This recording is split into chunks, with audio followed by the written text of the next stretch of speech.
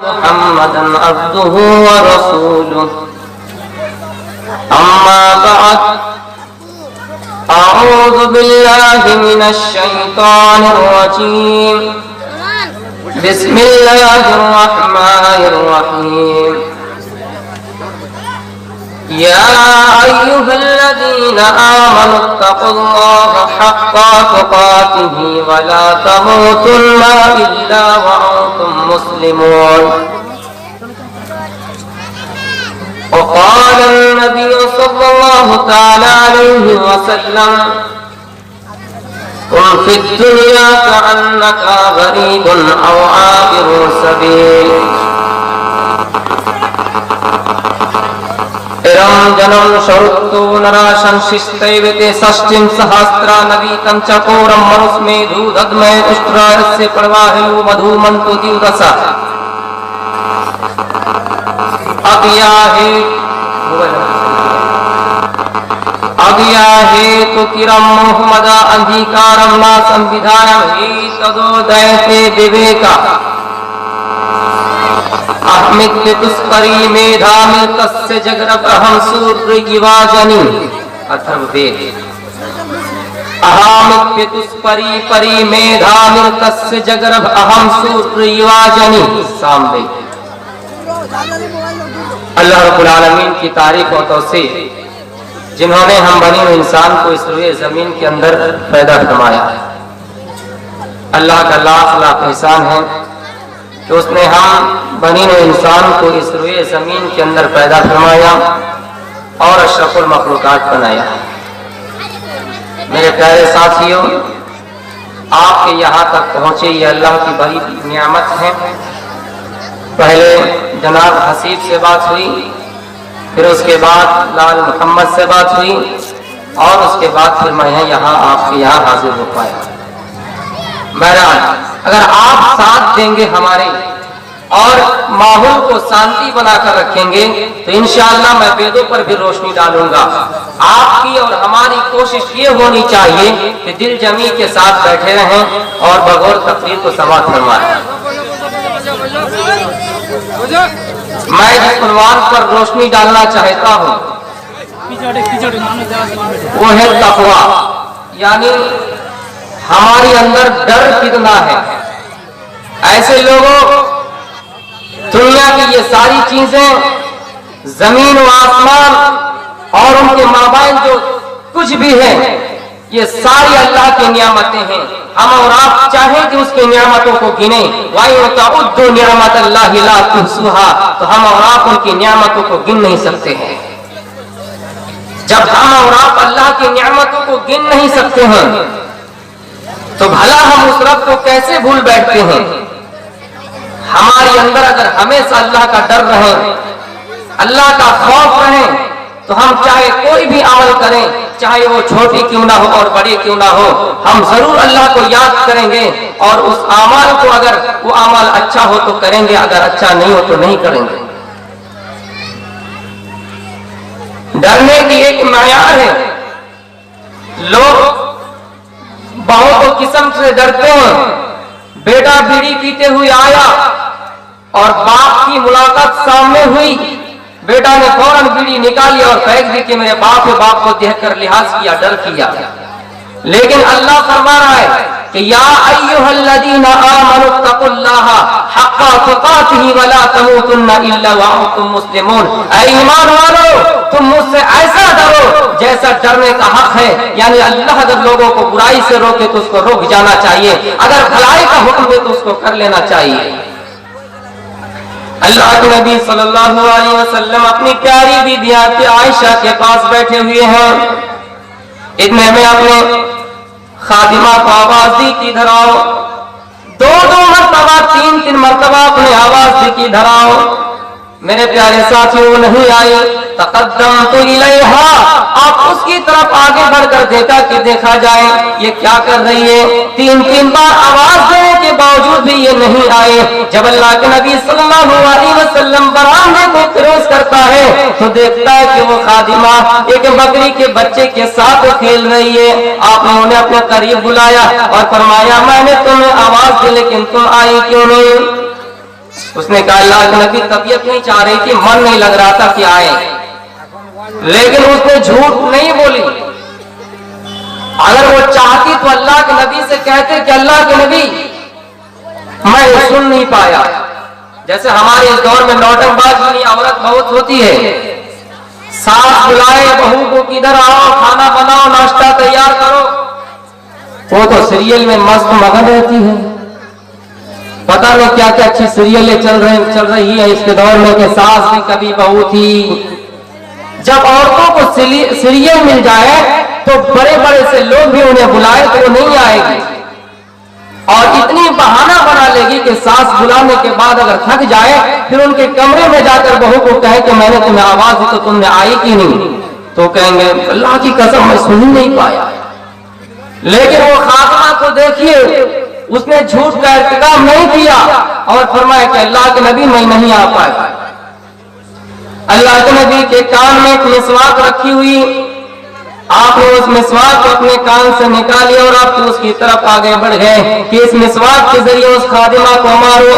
मेरे प्यारे साथियों, जैसे आप उसको मारने के लिए आगे बढ़े, फिर दिमाग में क्या ख्याल आया कि आपने उस मिसवाक को पीछे हटा लिए। उस जमाने में अल्लाह के नबी सल्लल्लाहु अलैहि वसल्लम का दस्तूर ये था और ये फरमाया है, हज़रत अबू हुरैरा इस हदीस के रावी हैं, फरमाते हैं लौला अन अशुक्का अला उम्मती लअमरतुहुम बिस्सवाक, कि आए मेरी उम्मतियों अगर मैं तुम पर दुश्वारी ना जानता, अगर मैं तुम पर मुश्किल ना जानता तो तुम्हें हर नमाज के टाइम मिसवाक करने का हुक्म देता। अल्लाह के नबी अपने कान में हमेशा मिसवाक रखा करते थे। आपने उस मिसवाक को निकाली कि उस खादिमा को उस मिसवाक के जरिए मारे, लेकिन फौरन आपने उस मिसवाक को पीछे कर लिया और फरमाया कि मैंने तुझे नहीं मारा और मैं तुझे मारूंगा भी नहीं। आयशा उसी की जगह में बैठे हुए आयशा फरमा रहे कि अल्लाह के नबी आपने उस खादिमा को आवाज दी लेकिन वो नहीं आई, आप उसको मारिए। अल्लाह के नबी फरमाते कि आयशा मैंने उसे इसलिए नहीं मारा, मैंने उसे इसलिए नहीं मारा कि हो सकता है उसकी जितनी गलती है नहीं उससे ज्यादा उसको तकलीफ पहुंच जाए, उनकी जितनी गलती है नहीं उससे ज्यादा उसको दर्द पहुंच जाए, उनको चोट पहुंच जाए, तकलीफ पहुंच जाए। मेरे प्यारे साथियों, गौर कीजिए कि मिसवाक कितनी बड़ी होगी, फिर भी आप उसको मारने से सोच रहे हैं कि उसकी जितनी गलती है नहीं उससे ज्यादा चोट लग जाए, उससे ज्यादा तकलीफ पहुंच जाए, दर्द पहुंच जाए, और कयामत के दिन अल्लाह के सामने मुकदमा दायर कर दे और अल्लाह से कहने लगे या अल्लाह मैंने दुनिया में इतनी बड़ी गलती की नहीं थी, मैंने दुनिया में इतनी खताएं की नहीं थी जितनी की सजा अल्लाह के नबी ने मुझे दी है, जितनी की तकलीफ मेरे जिस्म में पहुंची है, मेरे शरीर में पहुंची है। या अल्लाह तू मेरा इंसाफ कर दे, तू तो इंसाफ करने वाला है। आय आयशा मैंने उसे इसलिए नहीं मारा, हो सकता है कयामत के दिन में फंस जाऊं और मुझे भी अल्लाह के यहाँ जवाब देना पड़े, इसलिए मैंने उसको मिसवाक से नहीं मारा। जाहिर सी बात है मिसवाक कितनी बड़ी होगी, इतनी बड़ी, फिर भी आप मारने से सोच रहे हैं। इस चीज को तकवा कहते हैं कि कहीं ऐसा ना हो कि उनकी गलती से ज्यादा उनको चोट पहुंच जाए और अल्लाह रब्बुल आलमीन क़यामत के दिन मुझसे सवाल कर ले। ये तो हम और आप हैं, मौके मिलने पर चौके और छक्के, ये तो अपने भाई को भी नहीं छोड़ते हैं। जमीन हड़प ली, खेत खलियान में जाकर ही मारपीट शुरू, लड़ाई शुरू, जब चाहे जिसको तमाचा। जबकि रामचंद्र जी अपने किताब के अंदर लिखकर कहते हैं कि जिस इंसान ने किसी के थप्पड़ मारा, किसी के गाल में नाहक थप्पड़ मारा, उसके अंदर से इंसानियत खत्म हो जाती है और हैवानियत घुस जाता है। मेरे प्यारे साथियों, हम और आप दूसरों की जान लेने में पड़े हैं, हम और आप दूसरों के पीछे पड़े हैं कि कब किसकी जान ले जाए, कब किसको गिराया जाए, और ऐसे पीछे पड़े हैं। लेकिन एक बात याद रखना, हम किसी का पीछा कर रहे हैं तो ये मत समझना कि वो भाग रहा है तो वो थक रहा है, वो अगर थकेगा तो तुम भी उसके पीछे पीछे थकोगे। बहरहाल तो तकवा, अल्लाह का डर हमारे अंदर पैदा होना चाहिए। एक मरतबा हजरत उमर फारूक ने उबय बिन काब से पूछा कि उबय बिन काब बताओ तकवा क्या है। उबय बिन काब ने फरमाया, ए उमर क्या तुम जानते नहीं हो कि तकवा किस चीज को कहते हैं? कहा बताओ तुम्हें। अगर जंगल काटा ही काटा हो और तुम्हें उस कांटेदार झाड़ियों से चलना पड़े, अगर तुम्हें कांटेदार जंगलों से गुजारना पड़े तो कैसे गुजरोगे? हजरत उमर फरमाते हैं कि पैर में जूते पहन लूंगा, कोई जीरा पहन लूंगा और कांटा को हटा हटा कर चला जाऊंगा। फरमाया ऐ उमर, चाहे तुम जितना बचने की कोशिश करो, तुम्हारे पैर में दो कांटा तो चुभ ही जाएंगे, तुम्हारे जिस्म पर एक दो कांटा तो लग ही जाएंगे। हजरत उमर फरमाते हैं कि अगर एक दो कांटा पैर में चुभ जाए तो मैं उसका इलाज कर लूंगा, उस पर मरहम लगा लूंगा, उस पर पट्टी बांध लूंगा। मेरे प्यारे साथियों, उबय बिन कअब फरमाते हैं कि उमर, किसी चीज को तो तकवा कहते हैं, उसी तरह ये दुनिया गुनाहों का जाल बिछा हुआ है, कदम कदम पे गुनाहों का बाजार लगा हुआ है। मेरे प्यारे साथियों, उसी तरह तुम्हें इस दुनिया से गुजारना है, उसी तरह तुम्हें भी दुनिया से बच बच कर चलना है। जिस तरह कांटेदार जंगल से कांटा हटा कर चले जाते हो ताकि कोई पैर में कांटा चुभ ना जाए, जिस्म पर कांटा उलझ ना जाए, उसी तरह ये दुनिया गुनाहों का बाजार है, कदम कदम पे गुनाहों के जाल बिछे हुए हैं। जब तुम इस दुनिया के अंदर पैदा हुए हो, तुम्हें इस दुनिया का सफर भी करना है। मौलाना गरीब है, उसको मुंबई का सफर करना है, उसको दिल्ली का सफर करना है, पैसा कमाना है, लेकिन मेरे प्यारे साथियों, आगे का रास्ता जो तय होगा, थोड़ी दूर आगे बढ़े, बैसी मिला और वहां पर लोग सिगरेट खैनी तंबाकू बिक रहे हैं, हम वहां किरोस करके आगे बढ़ गए, हम उस गुनाह से बचकर आगे बढ़ गए। फिर हमें बेलगाछी मिला, फिर वहां पर लोग शराब की दुकानें खुली बैठी है, वहां पर भी हम बचकर चले गए। फिर थोड़ी दूर और आगे बढ़े, हमें डगरवा चौक मिला, वहां पर कुछ लड़कियां दावत नजारा दे रही है और फरमा रहे के लोगों, आओ हमारे जिस्म के साथ खेलो, आओ हमारे जिस्म के साथ नंगे पाना करो। मेरे प्यारे साथियों, इन तमाम खुराफातियों से बचकर अगर किसी जगह पे तुमसे गुनाह सरजद हो जाए, तुमने बीड़िया पी ली, तुमने सिगरेट पी ली, तो मेरे प्यारे साथी इसका इलाज क्या है?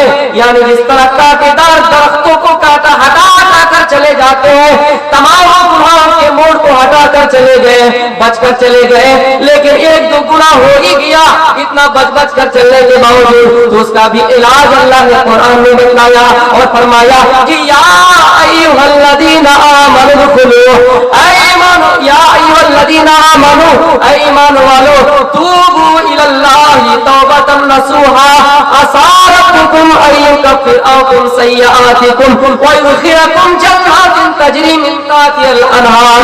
ऐ अल्लाह, जाने अनजाने में मुझसे गुनाह हो गया, मुझसे खताएं हो गई, या अल्लाह तू मेरी इन दुआओं को कबूल करना और मेरी गुनाहों को माफ कर देना। इतना बच बच कर चलने के बावजूद अगर गुनाह हो जाए तो अल्लाह ने उसका इलाज बतलाया। जिस तरह कांटेदार जंगल में गुजरने के बाद एक दो कांटा पैर में चुभ जाता है, उसका इलाज कर लेते हैं, उसी तरह दुनिया गुनाहों का जाल है।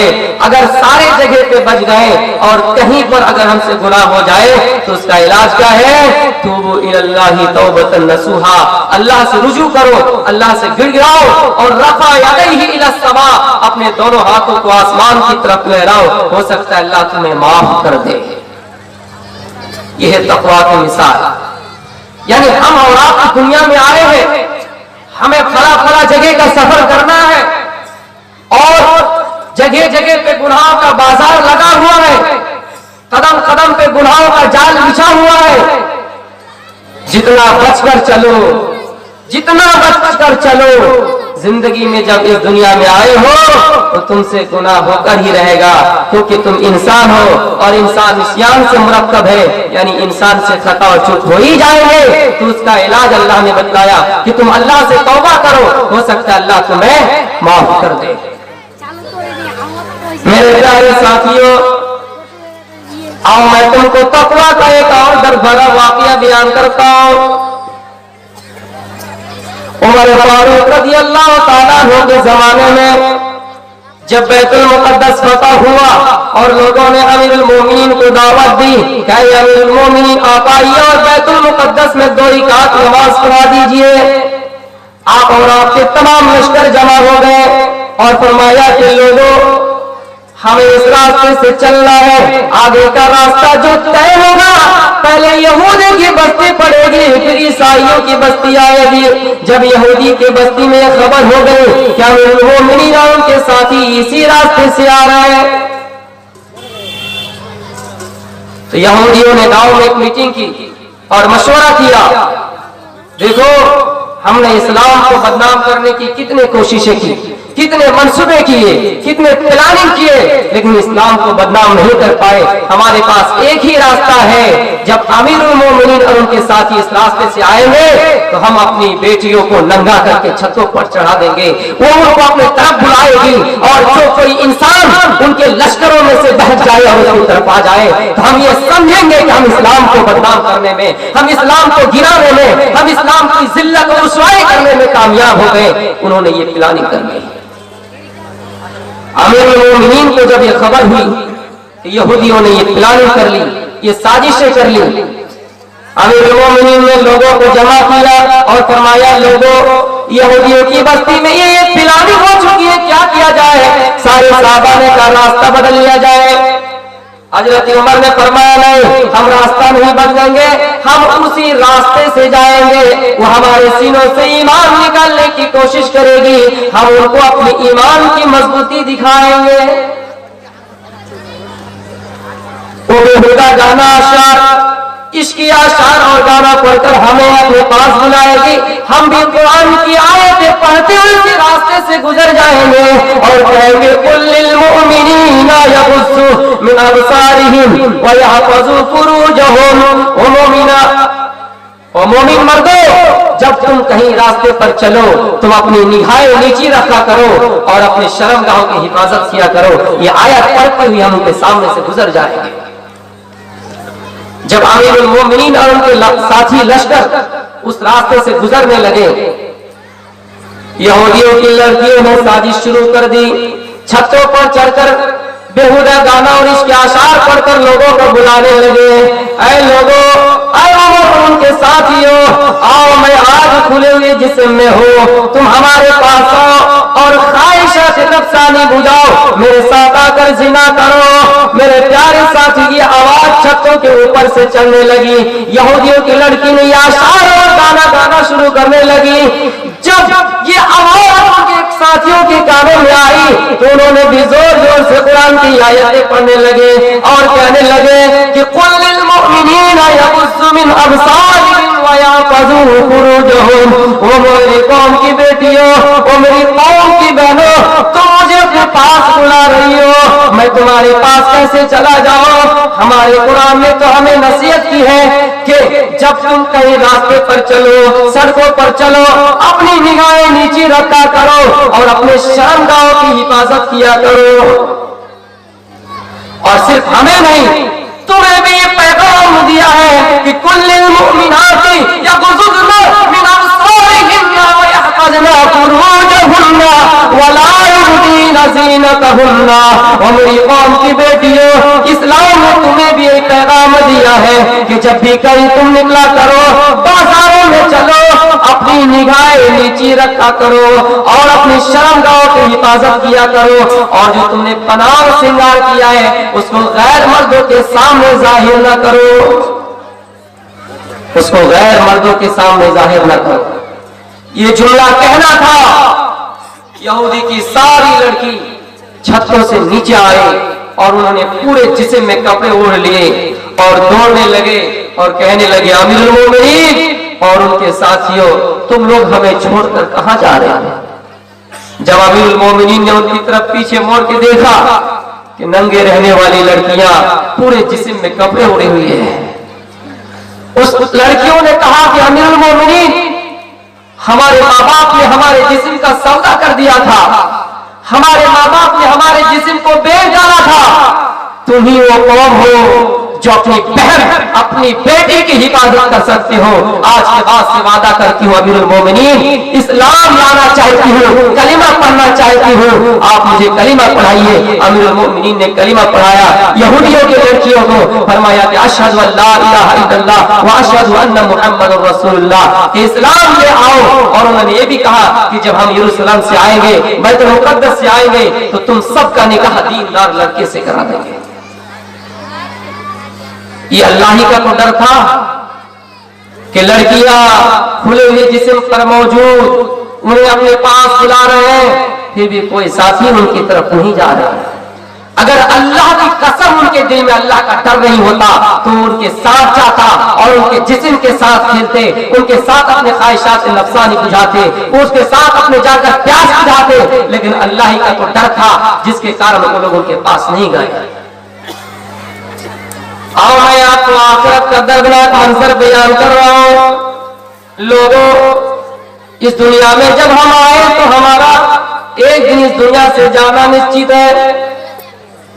जब लोग मर जाएंगे, इसराफील अलैहिस्सलाम सूर फूंकेंगे, लोग मिनल अजदास सिराअन कान्नहुम इला नुसबिन युफिजून, सारे लोग कब्रों से दौड़ पड़ेंगे, कब्रों से निकल जाएंगे और मैदान महशर की तरफ दौड़ेंगे।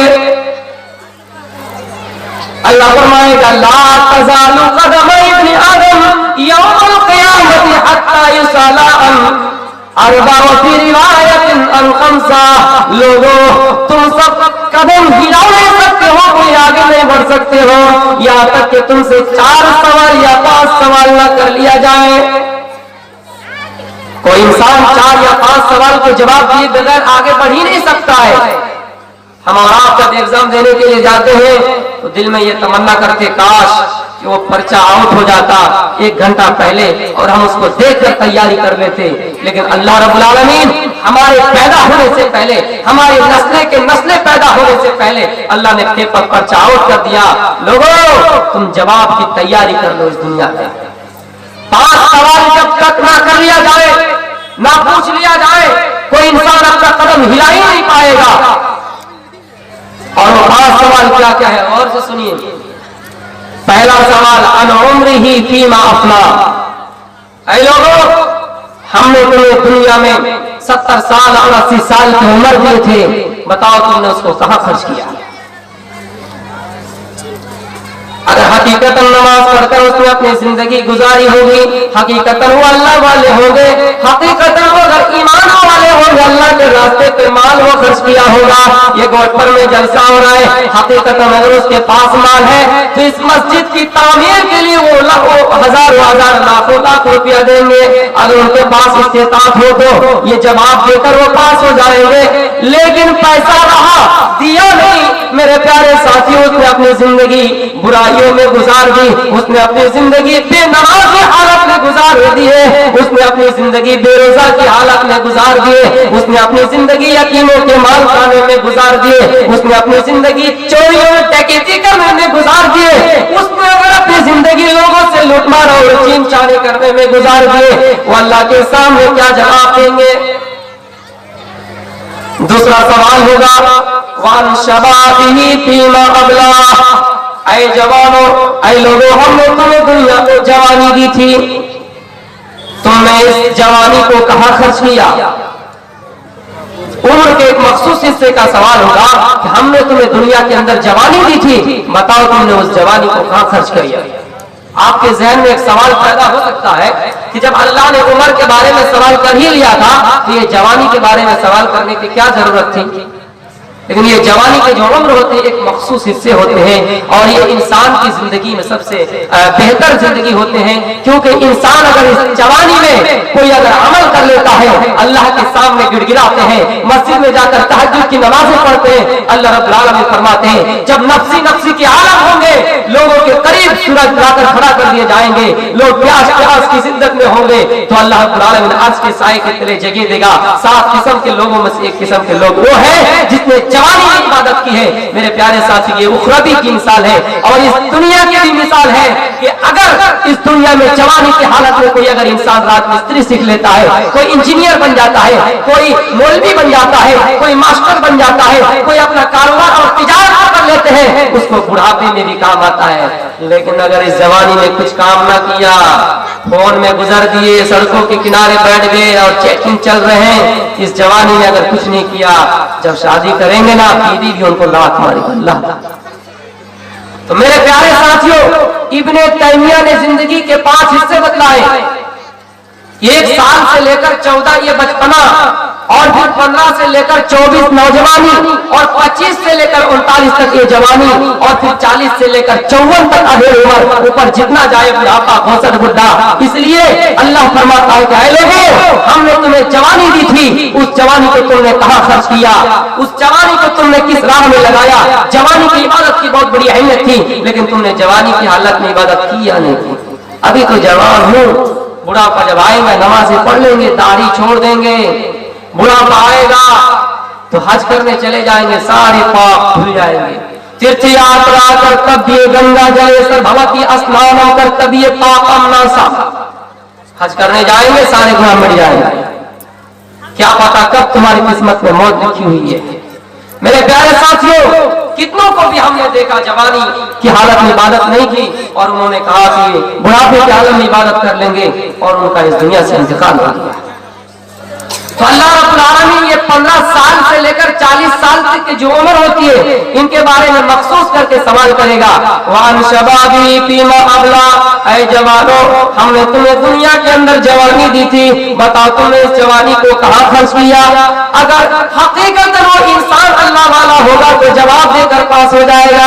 लेकिन अगर इस तरह दुनिया में चला कि दुनिया में जवानी की हालत में जवानी का बहुत जोश होता, जब जिसको चाहा थप्पड़ मार दिए, जब जिसको चाह उठाकर पटक दिए, जब जिसको चाह पछाड़ दिए, जब जिसके साथ चाह कुश्ती लड़ लिए। मेरे प्यारे साथियों, इसका अंजाम क्या होगा, उस जवाब की तैयारी कर ले। तीसरा सवाल होगा अनमाल ही भी मामला, माल के बारे में पूछा जाएगा। अरे मालदारों, अरे कोटपुर इलाके में रहने वालों और 50 बिल्डिंगें बनाने वालों, 50 इमारतें बनाने वालों, तुमको हमने इस दुनिया के अंदर माल दिया था, तुमने इस दुनिया के अंदर बिल्डिंगें बनाई थी, तुमने इस दुनिया के अंदर इमारतें बनाई थी, लेकिन तुमने उस माल को कहां से कमाया। ईमानत का सवाल, तुमने उस माल को कहां से कमाया। तुम्हारे पास ऐसे घर थे कि कोई अगर आए तो दरवाजा खुल ही नहीं रहा है, जो तुम फौरन गए, अपना फेस दिखाया, दरवाजा खुल गया। गर्मी का सीजन आया, ठंडी में तब्दीली हो गया, ठंडी का सीजन, ठंडा का सीजन आया, गर्मी में तब्दील हो गया। ये घर बनाते थे, ये घर था तुम्हारा, लेकिन बताओ हकीकतन कि तुमने उस माल को कहां से कमाया। क्या जवाब दोगे। चोरी करके, छीना झपटी करते। मेरे प्यारे साथियों, आपको माल कमाने का हक है, लेकिन बुरी तरीके से नहीं, क्योंकि कयामत के दिन मालदारों को पकड़ लिया जाएगा कि तुमने माल को कमाया था, लेकिन किस रास्ते से कमाया था। ये चीज हो गई। दूसरी चीज कि तुमने माल को कमाया था सही रास्ते से, जंगलों में रिक्शा, जंगलों में लकड़ियां काट काट कर बाजारों में फरोख्त किया था, बाजारों में बेचा था। तुमने रिक्शे चला चला कर अपने खून और पसीने के पैसा कमाया था, लेकिन उस पैसे को कहां भी खर्च किया। उस पैसे को तुमने कितना अल्लाह के रास्ते में दिया, उस पैसे को तुमने कितना गरीबों में दिया, उस पैसे को तुम कितना यतीमों में दिया, ये भी फंस जाएगा। ये नहीं कि हमने हलाल तरीके से पैसा कमाया और जुए में लौटा दिया, कैरम बोर्ड में लुटा दिया, हमने उस पैसे को फाहिशा चीजों में लुटा दिया।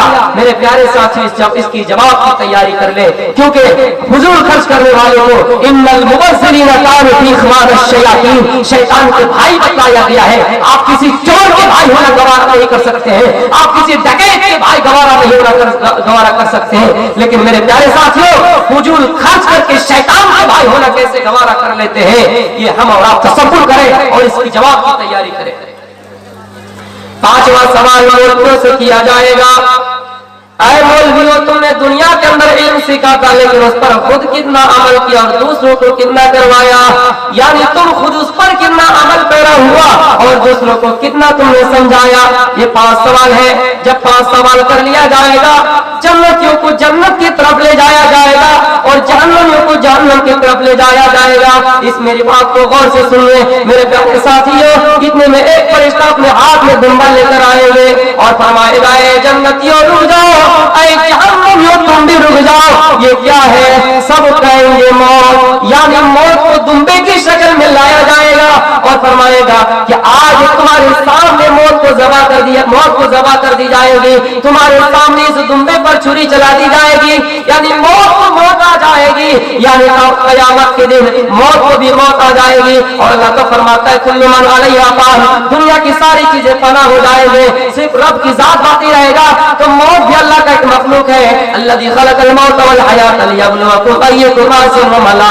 जब अल्लाह ने मौत को पैदा किया तो उसको मारेगा भी। मेरे प्यारे साथियों, यानी मौत की भी मौत आ जाएगी। और जन्नतियों से कह गए, जन्नतियों आज मौत की मौत आ गई, जाओ तुम जन्नत में हमेशा के लिए जाओ, जन्नत में कभी तुम्हें मौत नहीं आएगी। ऐ जहन्नमियों तुम भी जहन्नम में हमेशा के लिए जाओ, जहन्नम में भी तुम्हें कभी मौत नहीं आएगी। जन्नती जन्नत का दरवाजा खोलेंगे और जहन्नमी की तरफ देखेंगे और कहेंगे, ऐ जहन्नमियों, इस तरह देखेंगे कि किसी जहन्नमी के पैर कटे पड़े हैं, किसी के सर पर पत्थर मारा जा रहा है, कोई बदबूदार खून में गोता लगा रहा है, किसी के सर पर पत्थर फोड़ा जा रहा है, किसी के हाथ कटे पड़े हैं, किसी की गर्दनें कटी पड़ी है। जन्नती देखकर कहेंगे, ओ जहन्नमियों, आज तुम्हें किस चीज ने जहन्नम में धकेला? दुनिया में उठना बैठना तुम्हारा हमारे के साथ हुआ करता था, हम और तुम एक ही साथ वैसे जाया करते थे, लेकिन आज तुम्हें किस चीज ने जहन्नम में धकेला? जहन्नमी कहेंगे, जन्नतियों, दुनिया में हमने बहुत बड़े बड़े गुनाह के काम किए, तुम्हारा चलना उठना बैठना हमारा एक ही साथ हुआ करता था, लेकिन जब मुअज्जिन अज़ान देता था, अल्लाहु अकबर अल्लाहु अकबर, हय्या अलस सलाह हय्या अलस सलाह, तो तुम नमाज की तरफ जाया करते थे और हम फरार हो जाया करते थे शैतान की तरह। इसलिए आज अल्लाह रब्बुल आलमीन हमें जहन्नम में फेंका है। आए जन्नतियों, थोड़ा सा हमें हयात दे दो जन्नत की, हमारा गला सूख रहा है, जन्नत की हमें हयात दे दो, हमारा प्यास बुझ जाएगा। दुनिया का अगर समंदर पिला दिया जाए, मुंबई का जुहू पार्टी छाते मारता हुआ समंदर, जहां तक देखो पानी पानी नजर आ रहा है, हमारी आंखों तक जा रही है, लेकिन पानी खत्म नहीं हो रहा है। ये आपके पीछे चलने वाली नदी, जिसको महानदी के नाम से जानते हैं, ये झलक लगाने वाला पानी चाहे इसको भी पिला दिया जाए, जहन्नम के प्यास मिटने वाले नहीं है। ऐ जन्नतियों, जन्नत का थोड़ा सा भी हयात जो हमारा गला सूख रहा है, हम अपने प्यास बुझा लेंगे। जन्नती कहेंगे, जहन्नमियों, ये तो हमदर्दी थी और हमदर्दी के नाते तुझे पूछ लिया कि किस चीज ने जहन्नम में धकेला है, जन्नत क्या हयात मांग रहे हो, जन्नत की खुशबू पाने का लायक नहीं हो, ये कहकर जन्नत के अपना दरवाजा बंद कर देंगे। उस दिन जहन्नम को ये बड़ा झटका लगेगा। मेरे प्यारे साथियों, और जहन्नमियों ने जो जवाब दिया, वो जवाब ये था कि वलम नकु मिनल मुसल्लीन, दुनिया में हम नमाजें नहीं पढ़ा करते थे, वलम नकु नुतइमुल मिस्कीन, हम दुनिया में मिस्किनों को खाना खिलाया नहीं करते थे। ये हमारी सजा है, जिसके बदौलत अल्लाह ने आज जहन्नम में धकेला है। आइए मैं आपको और एक वाक़या के ऊपर लेकर चलना चाहता हूँ। अमीरुल मोमिनीन हजरत उमर फारूक खलीफाए सानी है, उन्होंने बैतुल माल का एक खजांची केशियार बनाया अबू मूसा अशअरी को। जब अबू मूसा अशअरी के पास एक खूबसूरत सा दुपट्टा, हसीन और जमील दुपट्टा आया, तो अबू मूसा अशअरी ने चाहा कि अपनी बीवी को ये दुपट्टा दे, लेकिन इत्तेफाक से उसकी बीवी मैके गई हुई थी, तो उसने चाहा कि क्यों ना इस खूबसूरत दुपट्टे को अमीरुल मोमिनीन की बीवी को दे दूं। ले गया और उन्होंने आवाज दी, मोहतरमा आओ, और उसको उसने ये हदिया दिया, और उसने हदिया कबूल भी कर लिया अमीरुल मोमिनीन की बीवी ने। जब अमीरुल मोमिनीन की बीवी ने खूबसूरत दुपट्टा हसीन और जमील ओढ़नी देखी, तो उन्होंने अपने जिस्म पर पहन लिए और फरमाया कि आज मेरे शौहर उमर जब घर आएंगे, हमें खूबसूरत कपड़े में देखकर खुश हो जाएंगे और हमारे पेशानी का बोसा देंगे। उस जमाने की औरतें खूबसूरत कपड़े, खूबसूरत कपड़ा, खूबसूरत ओढ़नी अपने शौहरों के लिए पहना करती थी। लेकिन हमारे जमाने की औरतें खूबसूरत कपड़ा रखा रहेगा, थोड़ा पड़ोसी की शादी लगेगी तब पहनेंगे, फला घर जाएंगे, मेहमान जाएंगे तब ये पहनेंगे। बाहर से आप घूम के आइए, कटिहार वगैरह, किशनगंज वगैरह से घूम के आइए और बीवी की तरफ देखिए, जैसे लग रहा है कि किचन में मुंह खुलाते तो देखिए खड़ा ऐसा आपकी नौबत हो जाएगी मेरे प्यारे साथियों। जबकि एक औरत की जिम्मेदारी है, एक औरत को ये समझ लेना जरूरी है कि मेरा शौहर वापस से कितने बजे आ रहा है, काम से कितने बजे आ रहा है, उसको फोन से पूछ लेना चाहिए। जब वो आ जाए, उनके आने से पहले वो घर के तमाम काम निपटा ले और शौहर के आने से पहले शौक श्रृंगार कर ले। क्योंकि ये शौक श्रृंगार करना, ये चीज, ये हथियार अपने शौहरों के सामने चलाए, किसी दूसरों के सामने नहीं। फेयर लवली लगाए, बिट लगाए, लागो 150 ग्राम लगाते हो, 250 ग्राम लगाओ, मना नहीं करते हैं। लेकिन ये हथियार अपने शौहरों के सामने चलाओ, ये हथियार अपने शौहरों पर इस्तेमाल करो और अपने शौहरों के सामने खूबसूरत हसीन और जमील दुपट्टा पहन कर रहो, दूसरों को दिखाने के लिए नहीं। ये पता नहीं कौन सा सिस्टम में रखा रहेगा, जब कहीं जाएगा मेहमान तो लोगों को दिखाने के लिए ऐसा कपड़ा पहन कर जाएगा। जब उनकी बीबी ने अमीरुल मोमिनीन को खूबसूरत दुपट्टे हसीन और जमील पहने हुए अपने शौहर को देखा, तो अमीरुल मोमिनीन ने जब देखा कि खूबसूरत दुपट्टा आया है तो उसने फरमाया, बीबी मेरी इतनी तनख्वाह नहीं है, मेरे पास इतना पैसा नहीं है, तुम्हें दुपट्टा कहां से मिला है? उसने फरमाया, अबू मूसा अशअरी ने दिया है। बीबी मेरी तोहफा कोई और दे। उसने उसके ओढ़ने को, दुपट्टे को खींचा और हाथ से गुड़ी मुड़ी किया और इतनी तेज उसके सर पर दे मारा और फरमाया, ऐ मेरी बीबी, आज के बाद से तू अपनी शौहर की इजाजत के बगैर किसी से तोहफा लेने की कोशिश नहीं करना। मेरे प्यारे साथियों, ये अपनी बीबी से भी छीन लिया और अबू मूसा अशअरी के पास आकर कहने लगे, अबू मूसा अशअरी, तुमने हमारी बीबी को हसीन और जमील दुपट्टा क्यों दिया? अबू मूसा अशअरी कहते कि वो मेरे पास आया हुआ था और मेरी बीबी मैके चली गई थी, इसलिए मैंने समझा कि आपकी बीबी को दो।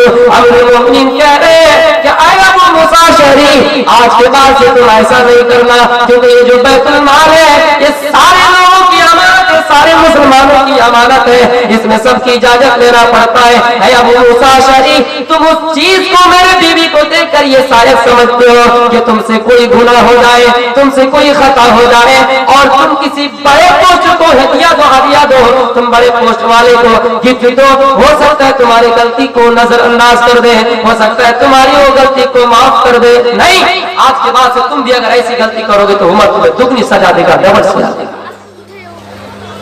हजरत उमर ने उनसे दुपट्टा खींच लिया, ओढ़नी खींच ली और उनके सर पर इतनी तेज से मारा। उनकी बीवी बयान करती है कि मेरे जिस्म पर 3 दिन उसका दर्द रहा और क्या मेरे पास ज्यादा नहीं है, इसलिए मैं मुनासिब समझता हूं कि आपके सामने आधा घंटा मैं वेद बोल रहा हूं। तो जब मैं वेदों की किताब मुताला करता हूं तो सेम टू सेम हमें जो कुरान और हदीस में बातें मिल रही है वो वेदों में भी लगभग लमसम है और ज्यादातर ये हिंदू किताब बहुत मिलती जुलती है। इसीलिए फरमाया किसी शायर ने कि कौन कहता है हम तुम में जुदाई होगी, ये हवाएं तो किसी दुश्मन ने उड़ाई होगी। हम उनके शेर को चेंजिंग करके तब्दील करके पढ़ते हैं कि कौन कहता है हिंदू मुस्लिम में जुदाई होगी, ये हवाएं तो दूसरे मजहब के लोगों ने उड़ाई होगी। वेदों में मोहम्मद सल्लल्लाहु अलैहि वसल्लम का जिक्र मौजूद है और जितना कुरान में नाम मोहम्मद रसूलुल्लाह का आया है उतना वेदों में भी आया है। और जब कोई इस्लाम लाता है मुसलमान तो उनके लिए 5 बुनियादी चीजें होती हैं और ये हदीस अब्दुल्लाह इब्न उमर से मरवी है कि बुनियल इस्लाम वाला खमसिन शहादत वल्ला इलाहा इल्लल्लाह। इस्लाम के 5 बुनियादी अरकान हैं। उसी तरह वेदों में भी कहा गया है। श्री कृष्ण जी अपने बेटे अर्जुन से कह रहे हैं कि अरे अर्जुन, अगर तुम सनातन धर्मी बनना चाहो, अगर तुम शाश्वत धर्म बनना चाहो तो तुम्हें 5 चीजें करना पड़ेंगे। जब तुम 5 चीजें कर लोगे तो तुम्हारे सनातन धर्म में एंट्री हो जाएगा। जब तक तुम 5 चीजें नहीं करोगे तुम्हारा एंट्री नहीं हो सकता है। पहली चीज, एकम ब्रह्मादित्य नास्ति हिनायास्ति किंचा, वो ईश्वर एक ही है, निह्नायास्ति किंचा, जरा सा भी नहीं है, वो बड़ा महान है। महीदेवस्य सवितु परिष्टु महान इमादित्यो, वो बहुत बड़ा महान है, उसके अलावा कोई दूसरा माबूद नहीं है, वो अकेला है। मेरे प्यारे साथियों, इतना फरमाया कि नतास्ये प्रतिमा अस्त, वो ईश्वर ऐसा है जिनकी कोई छवि नहीं है, जिनकी कोई तस्वीर नहीं है, जिनकी कोई मूर्ति नहीं है, जिनका कोई फोटो नहीं है। मेरे प्यारे साथियों, आगे फरमाया नकास्ये कस्कीजा जनीता न कदीफा, वो ईश्वर ऐसा है जिसको दुनिया में किसी ने नहीं जाना है और ना ही उससे कोई औलाद हुई है, यानी वो किसी का बेटा नहीं है और ना ही उसके नुत्फे से कोई बेटा पैदा हुआ है।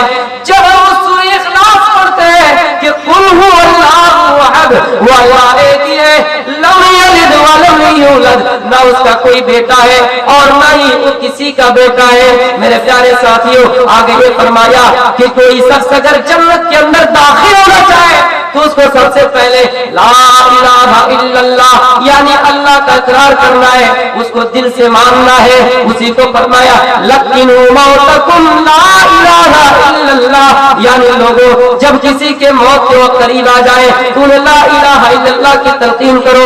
उसी को हमारे हिंदू पंडित भी बताते हैं कि जब किसी की मौत करीब आ जाए तो उन्हें ये मंत्र पढ़ना चाहिए, ला इलाहा इल्लल्लाह ले पापम इल्लल्लाह परम पाकू जो चाहे स्वर्ग जपेला मोहम्मद, यानी वो ईश्वर एक ही है, उसके अलावा कोई दूसरा माबूद नहीं है। और कोई अगर जन्नत जाना चाहे, कोई अगर स्वर्ग जाना चाहे, कोई अगर पैराडाइज जाना चाहे, कोई अगर प्रधाननगर जाना चाहिए, कोई अगर बहस जाना चाहिए तो उसको मोहम्मदुर रसूलुल्लाह के शरीयत को अपनाना है। क्योंकि ये रामचंद्र जी अपने रामायण के अंदर बाबरी मस्जिद के शहन पर ये मंत्र लिखा, तब तक सुंदर मती को या बिना मोहम्मद पार ना होया। ऐ लोगों, अगर तुम जन्नत जाना चाहते हो तो मोहम्मदुर रसूलुल्लाह के अलावा कोई दूसरा रास्ता है ही नहीं, उसी का रास्ता है, उसी का रास्ता है। उसी के कुटिया में चले जाना, उसी के मजहब में शामिल हो जाना, उसके अलावा नहीं आया, कोई दूसरा रास्ता नहीं है। हम और आप अगर किशनगंज जाना चाहे, हमारे पास बहुत रास्ता मिल जाएगा, हमें वैसे से भी किशनगंज का रास्ता मिलेगा, हम पूर्णिया होकर भी किशनगंज घूम सकते हैं। लेकिन जन्नत एक ऐसा रास्ता है कि तब तक सुंदर मर्दी को या बिना मोहम्मद पार ना हो, या मोहम्मद के अलावा कोई दूसरा रास्ता है जो तुम्हें स्वर्ग तक ले जाए, जो तुम्हें जन्नत तक ले जाए। मेरे प्यारे साथियों, ये एक चीज हो गई। आगे ये भी फरमाया यानी वो ईश्वर ऐसा है, अगर तुम्हें कुछ मांगना है उसी से मांगो, बेटा बेटी मांगना तो उसी से मांगो। कुरान में चुनने को फरमाया उदूनी अस्तजिब लकुम, मांगो उसी से जो सब कुछ देने वाला है, तुम्हारी दुआओं को कबूल करने वाला है, तुम्हारी फरियादों को सुनने वाला है। ये पहली चीज हो गई। अब दूसरी चीज ये है साष्टांग कर्तव्य चित्यो, साष्टांग कर्तव्य यानी 7 हमारा 7 अष्ट बना 8 अंग बना हिस्सा, जमीन में 8 हिस्से को फैलाओ, यानी नमाज पढ़ो।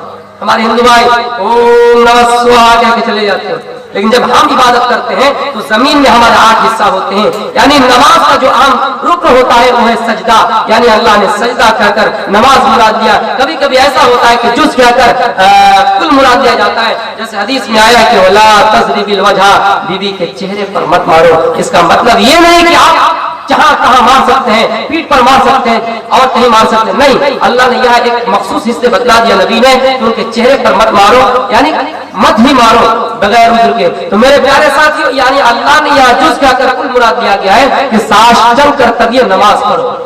आगे ये भी फरमाया कि जब पाक जमीन ना मिले, मेरगा चरम हिरन की खाल पर नमाज पढ़ो, यानी मुसल्ला बिछाओ और उस पर नमाज पढ़ो। और भविष्य कुरान अध्याय नंबर 25 के अंदर ये मंत्र मौजूद है। मैं लिंगा चेदी शिकाय विश्रम सुधारी सदु सका उच्चलापी सर्व भक्ष भविष्याति मातम्मा।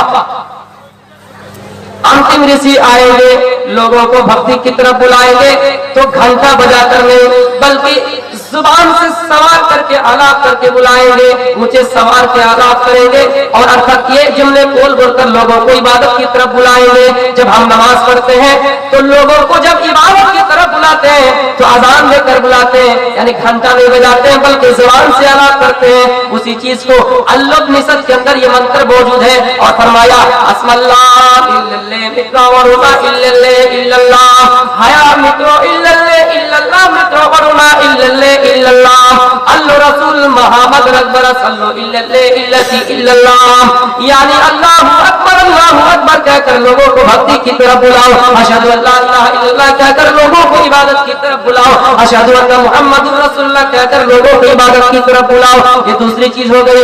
हदीस में इसी चीज को बुनियाद इस्लाम वाला खम्सिन शहादत अल्लाह इलाहा इल्लल्लाह व इकामुस सलाह, दूसरी चीज नमाज फरमाया। अब्दुल्लाह इब्न उमर इस्लाम के अंदर दाखिल होने के लिए, एंट्री करने के लिए जो तुम्हारी दूसरी चीज बनता है वो है नमाज अदा करो। उसी को श्री कृष्ण जी अपने बेटे अर्जुन से कह रहे हैं कि जब तुम शाश्वत धर्म बनना चाहते हो, सनातन धर्म में दाखिल होना चाहते हो, तो दूसरी चीज शाश्वत धर्म या दूसरी चीज शास्त्र करके नमाज पढ़ो, और तीसरी चीज दान निश्चिता दान दो। इसी को हदीस में फरमाया का तीसरी चीज हो गई। चौथी चीज व्रतधारी, ईश्वर के लिए कुछ छोड़ो, उपास यानी रोजा रखो, रमजान महीने के रोजे रखो। हदीस में पांचवी चीज को